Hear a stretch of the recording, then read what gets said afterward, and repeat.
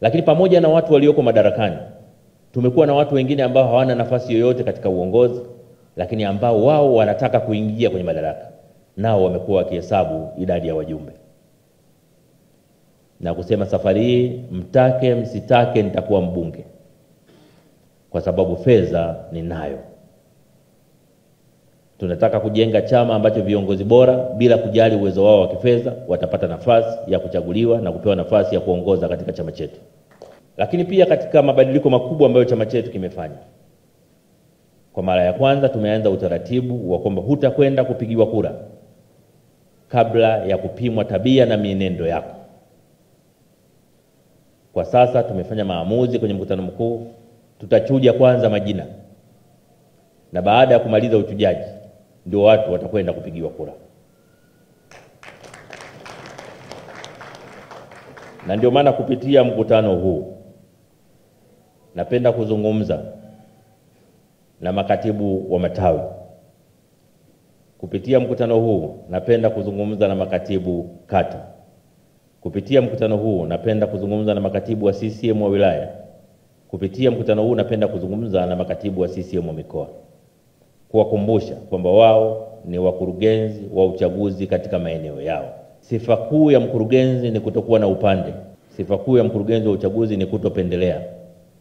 Sifa kuu ya mkurugenzi wa uchaguzi ni kusimamia katiba na kanuni. Kwa katibu wa ngazi yoyote, toka tawi, kata, wilaya, mkoa, tunapoelekea kwenye uchaguzi, kupuuza katiba na kanuni ni kosa kubwa la kimaadili ndani ya chama chetu. Lakini vile vile wako watu ambao wameanza kampeni za kutaka kuwatoa majimboni wagombea wabunge waliopo kwenye maeneo yao, na kampeni chafu tu. Watu wanatengeneza mpaka fulana, mtu anapeleka kwenye jimbo fulana 5,000 zimeandikwa tokomeza Gavu Mpanda. Sasa wewe ni mwana CCM kweli? Unamchafua mwenzako, tokomeza, yani tokomeza, hii ni ukimwi. Yani mwenzako unamtokomeza. Sijui mnanielewa lakini.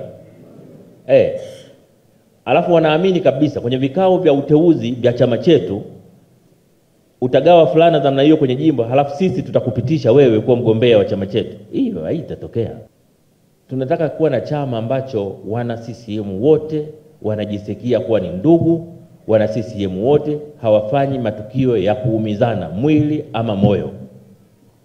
Ukimwona mwenzako kavaa nguo ya kijani, unasikia hamu ya kuzungumza naye, ya kuongea naye, sio unasubiri ageuke ili ujue nyuma ya t-shirt kaandika tokomeza Gavu. Kwa hiyo nitamani nitumie nafasi hii kuwasihi wana CCM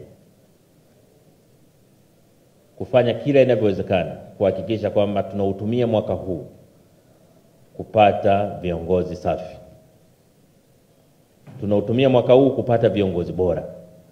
Tutumie mwaka huu tuchague viongozi wanaochagulika.